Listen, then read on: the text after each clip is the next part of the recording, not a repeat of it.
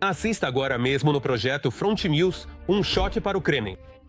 Mísseis de cruzeiro Flamingo já estão atingindo a Rússia e em Moscou um blackout está chegando em breve. Crimeia, o maior depósito de petróleo, está em chamas. Os russos estão fugindo. As forças armadas da Ucrânia estão retomando a península. E ainda, situação tensa no exército russo. A eliminação de voluntários está a todo vapor e isso é só o começo. Imagens quentes, intensas incendiárias direto da linha de frente. Assista agora mesmo.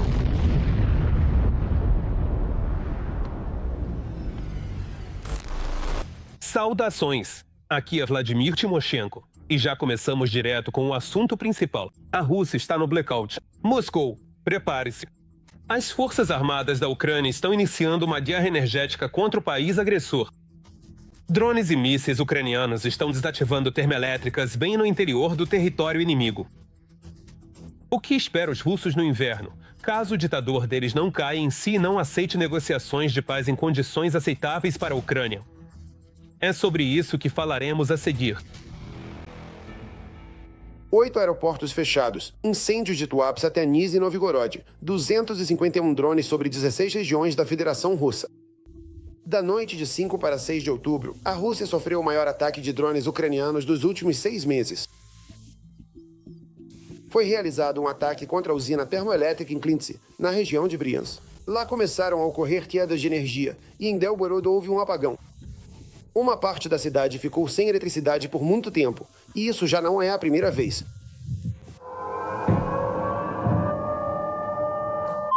A cidade piscou. Bom dia, queridos amigos.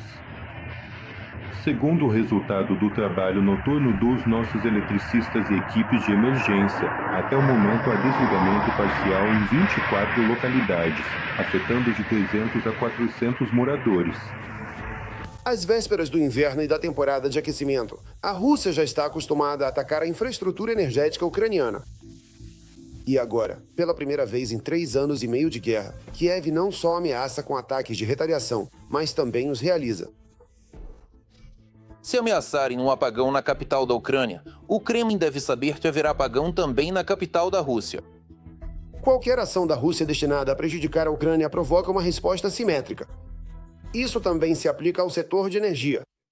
O presidente falou absolutamente certo. Nós vamos encontrar tantas oportunidades quanto as armas e realizaremos essas operações. Eles certamente vão entender que desse jeito não vão conseguir vantagem. Qualquer ação da Rússia certamente terá uma resposta à altura. Andriy Natov, chefe do Estado-Maior-Geral das Forças Armadas da Ucrânia. Apagões nas regiões da Rússia e até mesmo em Moscou são totalmente possíveis. E há vários motivos para isso. Um deles, claro, são os ataques das Forças Armadas da Ucrânia ao sistema de energia. E o segundo são as sanções, que já estão em vigor e, consequentemente, a impossibilidade de comprar peças de reposição e equipamentos, enquanto o que existe está se degradando e ficando inutilizável. O setor de energia da Rússia hoje é um barril de pólvora. O déficit de capacidade chega a 25 gigawatts. Isso não é uma falha isolada, mas sim um colapso sistêmico. E isso ainda sem ataques sistemáticos, que a própria Rússia está provocando com suas ações contra o nosso setor energético. Em vez de investir em suas próprias usinas termoelétricas, Moscou está perdendo reservas por causa das sanções e do envelhecimento dos equipamentos. Andrei Kovalenko, diretor do CPD. Se a Ucrânia começar a atacar sistematicamente as usinas termoelétricas em todas as regiões da Rússia, como aconteceu na região de Belgorod na noite de domingo para segunda-feira, será extremamente difícil restaurar o setor energético russo. Atualmente, 42 regiões da Rússia já estão impondo restrições de consumo durante os horários de pico. No centro do país, na Sibéria e no Extremo Oriente, em todos os lugares sente-se a escassez de energia. E isso ainda sem considerar a perda de capacidade, pois quando os russos destroem o setor energético ucraniano, nós temos um seguro, recebemos quilowatts da União Europeia, além de peças de reposição para recuperação. Por outro lado, a Rússia não conta com esse tipo de ajuda. Os profissionais de energia de lá só podem contar consigo mesmos. E como mostrou o último ataque das Forças Armadas da Ucrânia, o inverno na Rússia promete ser muito longo, frio e escuro.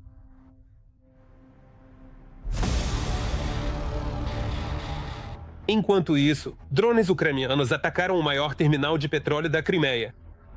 Como resultado do ataque ao terminal de petróleo de Feodosia, um reservatório de combustível explodiu e começou um incêndio enorme, que pode ser visto a dezenas de quilômetros de distância. E os russos ainda têm grandes problemas. A Ucrânia começou a usar novos mísseis de cruzeiro chamados Flamingo. Quem informa isso é a publicação The Economist. Mais detalhes sobre o que está acontecendo na linha de contato de combate em nosso panorama militar. Novos ataques à Crimeia temporariamente ocupada. Desta vez, explosões ocorreram perto dos aeródromos de Saki e Kasha, em Feodosia e Evpatoria, assim como na região de Simferopol. Como resultado do ataque ao terminal de petróleo de Feodosia, um reservatório de combustível explodiu e um grande incêndio começou, que pode ser visto a dezenas de quilômetros de distância. Esse é, antes de tudo, um golpe na logística do exército de ocupação. Isso significa a impossibilidade de realocar o pessoal, de fornecer munição, de realizar a rotação e outras atividades relacionadas à logística do exército de ocupação russo. E, em segundo lugar, é a criação de uma crise de combustível no território da Crimeia ocupada. Isso afeta diretamente o humor social entre a população local. Ou seja, isso mina a confiança tanto nas ações das autoridades locais de ocupação quanto, consequentemente, do governo central no Kremlin. A região de Belgorod foi atingida por um blackout devido a um ataque das Forças Armadas da Ucrânia. Como resultado de danos significativos à infraestrutura de energia, cerca de 40 mil moradores de Belgorod e da região ficaram sem eletricidade. Na manhã do dia 6 de outubro, esse número era de 5.400 moradores. Na noite do dia 6 de outubro, houve barulho em Tuapse, no Krai de Krasnodar, e em Dzerzins, na região de Nizhny Novgorod. Na cidade de Klintse, na região de Bryansk, um grande incêndio irrompeu na usina termoelétrica local. A valiosa empresa não é apenas uma das principais produtoras russas de explosivos industriais, mas também fabrica bombas aéreas, em particular KABS, ogivas para mísseis antitanque guiados por efeito cumulativo e ogivas para sistemas de mísseis antiaéreos. Esta fábrica está na lista de sanções da União Europeia, dos Estados Unidos, do Reino Unido, do Japão e da Suíça. A Ucrânia começou a usar mísseis de cruzeiro FP-5 Flamingo, que podem voar a apenas 50 metros do solo, têm um alcance de mais de 3.000 quilômetros e possuem um enorme poder de impacto graças à ogiva de 1.150 quilos, segundo informa o The Economist. O custo do míssil é de cerca de $500 mil americanos. Para comparação, o custo do americano Tomahawk é 4 vezes maior que o do ucraniano Flamingo. Por que o preço é mais baixo? Em primeiro lugar, isso se deve ao uso de motores turbofan reaproveitados da era soviética. A fabricação da fuselagem de fibra de carbono leva apenas 6 horas. Atualmente, são produzidos de 2 a 3 mísseis FT-5 por dia, mas já até o final do mês esse número deve aumentar para 7. Kramatorsk, muito provavelmente, foi atacada pela primeira vez por um drone inimigo com fibra óptica, informa o correspondente da Rádio Sovoda. Kramatorsk é uma cidade na linha de frente. A distância até a linha de contato com o inimigo é de cerca de 20 km. Por isso, o uso de drones FPV com fibra óptica é um cenário totalmente previsível por parte da Federação Russa. Ainda mais porque os ataques de drones FPV são um dos elementos de terror contra a população civil. Ressalto que a informação sobre o uso do drone com fibra óptica também foi confirmada pelo Conselho Municipal de Kramatorsk. Mas o que é bastante revelador é que esse drone atingiu um carro de passeio que estava estacionado próximo a um conjunto residencial de prédios. Ou seja, isso mais uma vez destaca que a Federação Russa escolheu a tática de terror contra a população civil. Durante o massivo ataque russo com mísseis e drones contra a Ucrânia em 5 de outubro, pelo menos 3 satélites de reconhecimento chineses foram registrados sobre a região de Uvil, que recebeu o principal impacto, segundo jornalistas da publicação Militani. De acordo com a posição oficial chinesa, satélites desse tipo são usados para experimentos científicos, pesquisa de recursos terrestres e também para a prevenção de desastres naturais. No entanto, também se acredita que sejam satélites militares de reconhecimento. Ao mesmo tempo, destaca-se que não se sabe se esses satélites realmente realizaram atividades de reconhecimento durante suas passagens sobre a Ucrânia. Putin está tentando agradar os Estados Unidos para que eles não ajudem a Ucrânia e, em particular, não forneçam mísseis do Tomahawk. No Instituto para o Estudo da Guerra, foi observado que Putin está trabalhando para uma aproximação entre os Estados Unidos e a Rússia, tentando assim alcançar resultados favoráveis para Moscou na Ucrânia.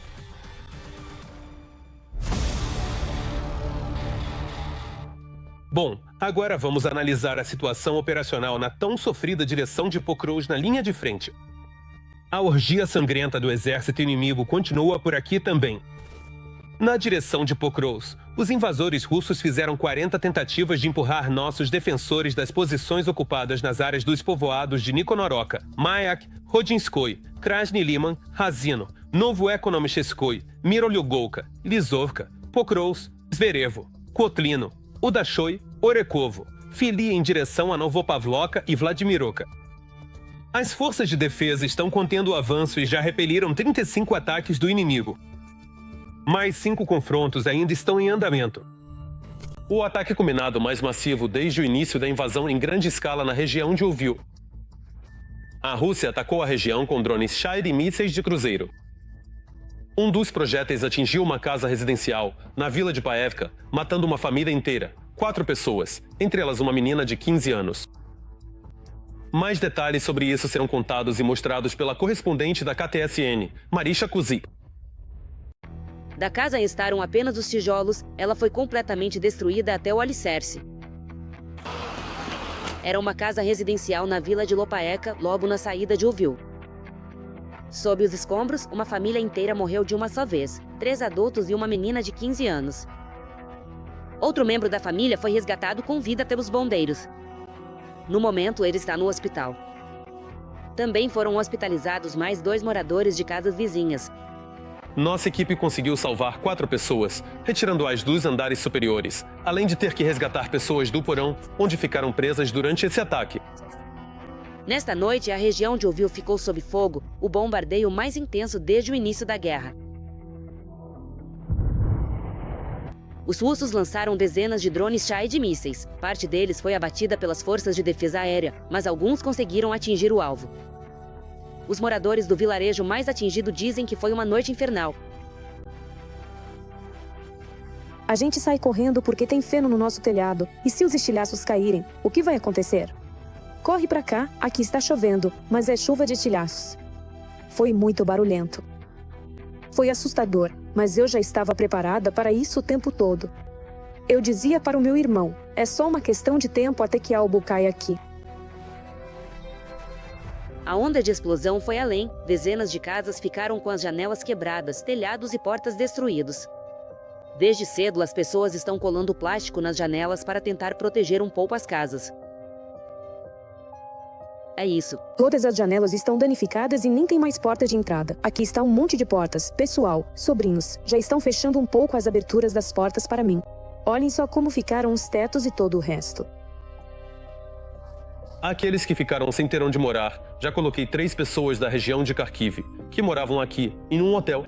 Os demais têm amigos, parentes e assim por diante. Então, por enquanto, pelo menos, não procuraram ajuda. Ao mesmo tempo, os russos também atacaram instalações industriais e energéticas da região. Em Uvil foram danificados armazéns, garagens, estações de serviço e instalações da infraestrutura energética. O parque industrial pegou fogo, é um local civil sem finalidade militar. Destroços também danificaram uma escola e uma creche. Devido à fumaça densa, os moradores foram orientados a não abrir as janelas, e o transporte público só voltou a funcionar pela manhã. Pela cidade e arredores, ainda estão encontrando destroços de mísseis e drones. Pedem para não tocá-los e avisar imediatamente a polícia.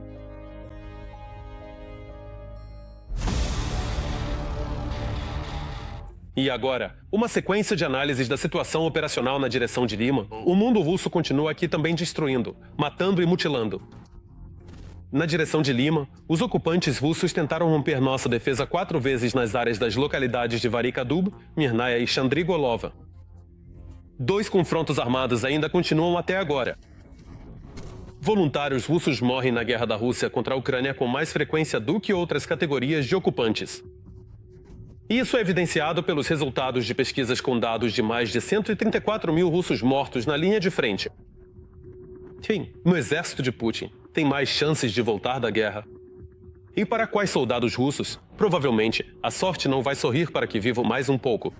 Sobre isso, a seguir. Aqui, nem a nicotina vai ajudar. É melhor se acovardar e rastejar. Acontece que nos mandavam o tempo todo para o ataque. Sempre diziam para segurar firme. Agora não tenho mais uma perna.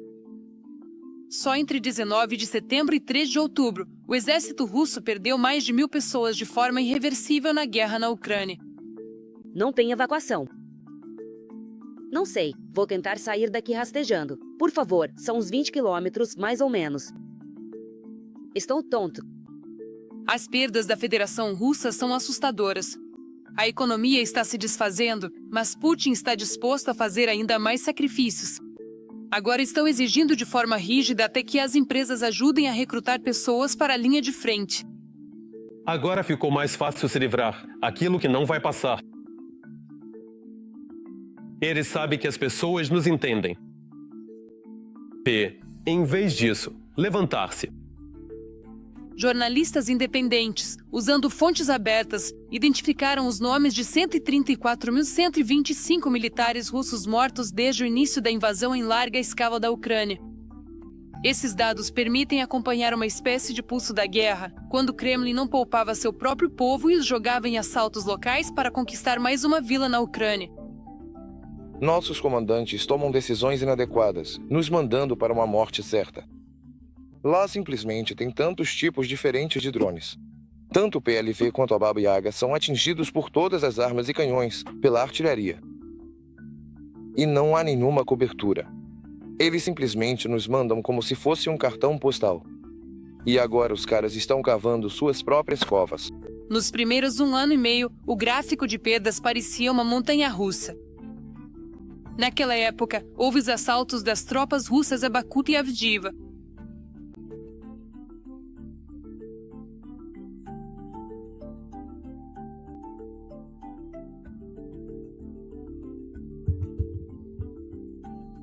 O Ministério da Defesa da Federação Russa, liderado pela Sokda, também colocava de 100 a 150 pessoas no local por dia.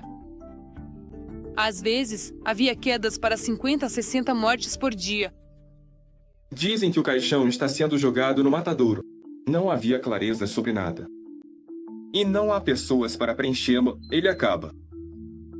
A última força permanece. Em 23 de outubro, a curva tornou-se consistentemente alta. Ela cai abaixo de 120 apenas em casos raros. Bem, e as últimas quedas no gráfico não se explicam por um milagre de salvação das tropas russas, mas sim pelo tempo necessário para a verificação e análise dos obituários recentes. Nossos rapazes passaram pelo inferno no cativeiro. Inúmeras torturas e humilhações. A maioria tem ferimentos de estilhaços e concussões. Fraturas que, sem intervenção médica, cicatrizaram sozinhas, um deles está sem uma perna. Todos eles precisam de atendimento médico, passar pela junta médica militar e, no fim das contas, tirar férias. Mas mesmo doentes, eles são enviados para a linha de frente. Em termos de geografia dos cidadãos mortos na guerra, Bashortosto e Tartaristão lideram. Aqui, voluntários locais ajudam a identificar os mortos. Nossa cidade, né? Miski.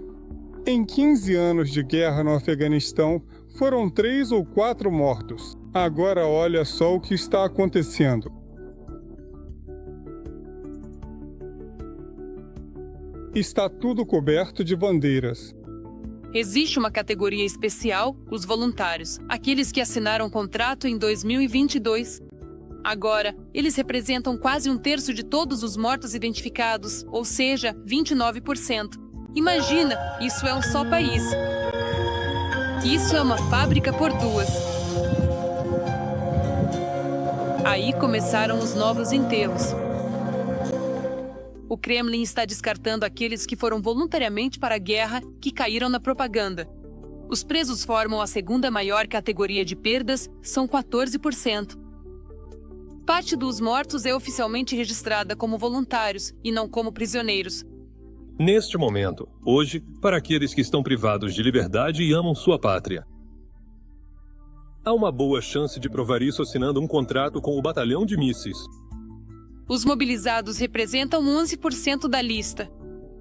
Esse número está subestimado, porque nos necrológios muitas vezes escondem o status.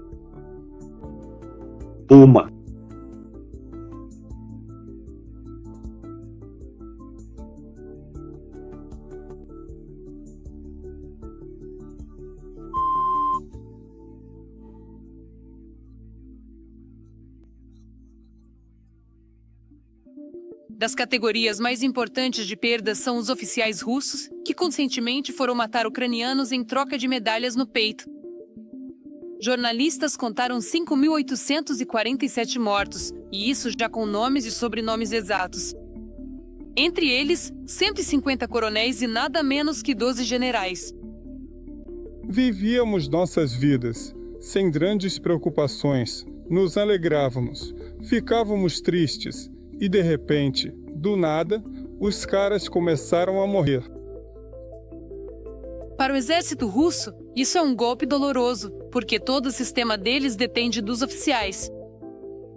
Eles coordenam a interação entre diferentes unidades e, consequentemente, dão ordens criminosas de ataques contra a Ucrânia. Mas quais são os números reais? Na verdade, foi o nosso Putin que se meteu nessa guerra. Quantas pessoas morreram? Como é que não vieram até vocês? Isso, com certeza. Era pra gente estar investindo na economia, no nosso tempo, pra vocês. Os mortos não chegaram. O que é visível em fontes abertas cobre apenas de 45% a 65% das perdas reais. Essa lista é de 134 mil.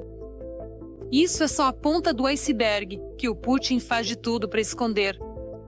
Atualmente, a Ucrânia contabiliza mais de 1.100.000 perdas. Essa lista inclui tanto feridos quanto desaparecidos entre os ocupantes russos. Até mesmo as chamadas LDMR ocupadas pararam de publicar dados sobre suas perdas desde dezembro de 2022. Na realidade, segundo a BBC e a Mediazona, pode estar se falando de mais de 300 mil soldados russos mortos. E isso sem contar os corpos que ainda permanecem no campo de batalha. O número é impressionante. As bandeiras estão penduradas. No geral, vai ter uma quantidade absurda de mortos, galera. Acho que, quando a gente souber toda a verdade sobre a quantidade, o país inteiro já vai estar sonhando. O exército russo, que já perdeu centenas de milhares de pessoas, continua lutando. Os chamados voluntários e presidiários estão suprindo a falta de efetivo. Os oficiais estão morrendo mais rápido do que conseguem ser treinados. E agora, a estatística de mortes virou o principal indicador dos insucessos do segundo maior exército do mundo.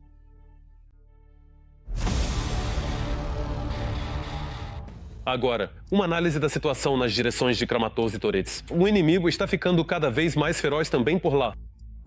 Na direção de Kramatorsk, o inimigo atacou uma vez as posições dos nossos defensores na direção do povoado de Stupochi. Já na direção de Toretsk, o inimigo realizou 14 ações de assalto nas regiões de Vuzinoviyar, Katerinovka, Shecherbinosk e Preshevka. Atualmente, os combates estão acontecendo em 3 localidades. A usina nuclear de Zaporizhzhia mergulhou em um blackout, o que pode causar um grande acidente. E na usina nuclear de Chernobyl, por culpa dos ocupantes russos que lançaram drones lá, a estrutura que protege o 4º reator destruído ficou sem energia. Apresentamos a seguir os detalhes de mais uma atrocidade cometida pelos invasores russos. O Ministério da Energia da Ucrânia não descarta a possibilidade de um acidente nuclear e radiológico na usina nuclear de Zaporizhzhia, que está localizada na cidade de Nerodar, ocupada pelos russos. O ministério declarou isso em resposta a um pedido do projeto Rádio Sovoda. A usina de Zaporizhzhia é a maior instalação nuclear da Europa e a 3ª do mundo em capacidade total. Antes da invasão em grande escala pelos russos, a usina de Zaporizhzhia era alimentada por 10 linhas aéreas de transmissão de energia. Devido aos bombardeios dos ocupantes, em 2025 restaram apenas 2 linhas em funcionamento. Uma delas parou de funcionar no início de maio e, em 23 de setembro, a última linha que conectava a usina ao sistema energético ucraniano foi desligada. Como resultado, a usina nuclear de Zaporizhzhia está operando com alimentação de geradores a diesel de reserva.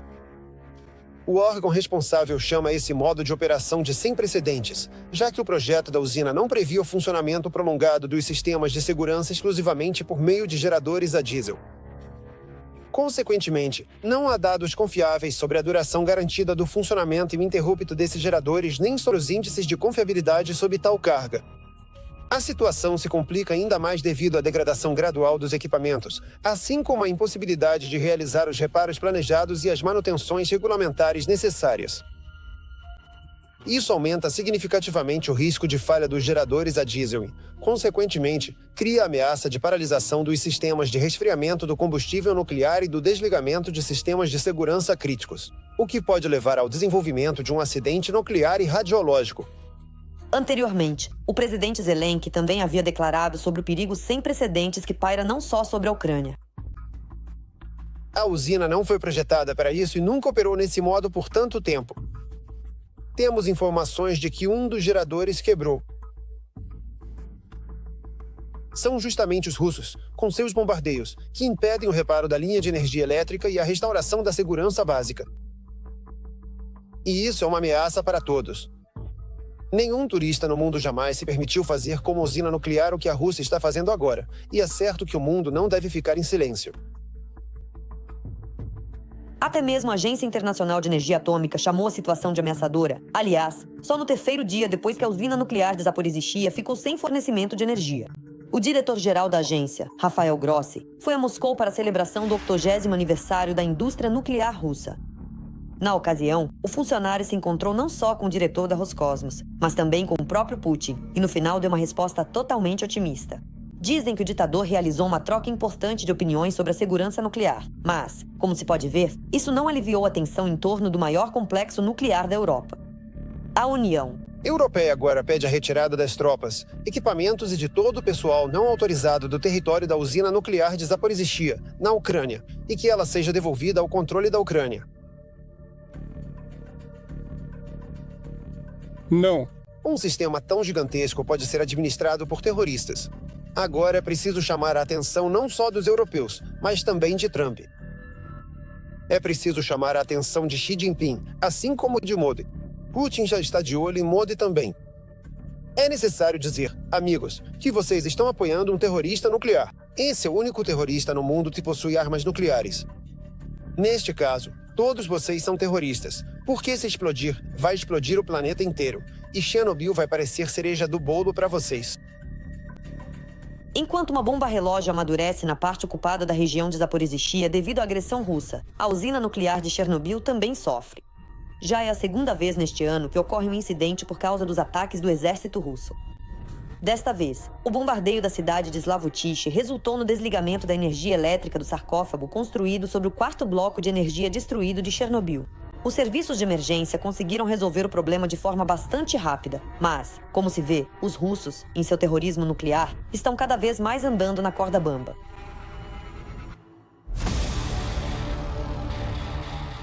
Muito bem, agora vamos analisar a situação na direção de Novopavlovsk da frente do exército de Putin. E aqui, como sempre, eles agem no seu estilo habitual. Na direção de Novopavlovsk, o agressor tentou romper a defesa dos nossos defensores nas áreas dos povoados de Zeleny Alta, Podubnaya, Voskresenka, Sechevov, Sosnovka, Voronoi e Novogrigorievka. Nossos soldados repeliram 12 ataques inimigos, e mais 4 ataques ainda estão em andamento. Sim, a intensidade dos combates na região de Zaporizhzhia está aumentando. O inimigo está empregando assaltos, equipamentos pesados e aviação. Eles atacam a saliência de Robotini tanto pelo leste, de Novopokrok em direção a Malatopmaka, quanto pelo oeste, de Nesterianka em direção a Novodanilivka. Um relatório da direção de Porosh da frente do correspondente da TSN, Kuzler Malil. Para sua atenção agora. Paruton acontece. 2 a 3 toneladas. Tudo depende de como trabalhamos. Esse cara carrega 2 toneladas de projéteis manualmente em um dia. O nome dele é Vitaly. Ele é de Volyn e é pai de 3 filhos. Você é teimoso. Eu não vim. Meu irmão está aqui e eu estou. Nesta equipe, praticamente todos são voluntários que lutam desde 2022 ou 2023. A maioria começou na infantaria. Agora, depois do treinamento, são artilheiros. Eu mesmo, em 2022, estava na companhia. Em 2022, tudo começou. Não sou militar nem servi, mas o entusiasmo apareceu. Devido ao grande número de drones inimigos no ar, o veículo está enterrado, camuflado e coberto com redes. Em 2023 não havia tanta intensidade e variedade de pássaros. Os drones começaram a aparecer mais intensamente em 2024, digamos assim. E até hoje, só aumentam cada vez mais. Perto do canhão, o Limão faz plantão com uma espingarda, com 10 cartuchos em cada pente. Eu tenho 2 pentes comigo. Mas se precisar, os 10 disparam de uma vez. A gente derruba o que estiver voando. O inimigo, mesmo com cuidado, tenta avançar todos os dias. Eles não vão a pé, vão de bug ou de moto. E assim acontece todos os dias. Há também grandes ofensivas com tanques e veículos blindados de transporte de pessoal. Então os canos das armas funcionam até ficarem vermelhos. No máximo, os caras disparavam mais de 100 tiros por turno, ou seja, em 1 dia e meio, em 2 dias. E isso aconteceu, sim. Houve momentos em que eram 20 até 30. Tudo depende da intensidade. Depende de como o inimigo avança sobre nossa terra e em nossas direções. Agora estão atacando a infantaria com munição fragmentária explosiva. A artilharia autopropulsada mira no alvo e os projéteis voam pelos campos e bosques. Trabalhamos de forma precisa. Ou seja, tentamos ao máximo não nos expor, porque tem muitos drones voando. Eles ficam observando e podem chamar um contra-ataque. Por isso, tentamos ser ainda mais precisos. E quando é necessário, muitos dos nossos pilotos trabalham com FPV para lançamentos, e nós damos suporte para eles. O canhão dispara, as redes descem e o veículo se esconde. Em algum lugar no campo já se ouvem as primeiras explosões dos projéteis de artilharia inimiga, que se misturam com o barulho das explosões das bombas aéreas. Eles mandam a aviação. A aviação é usada todos os dias. Dá até para mais ou menos conferir o horário com eles, porque geralmente atuam no período da noite. Por isso, sim, lançam 5, 6 ou até mais praticamente todos os dias. Na verdade, não é praticamente, é todo dia mesmo. Sim, eles continuam usando as KBS. Aqui eles se tornaram Temkin, agora são guerreiros.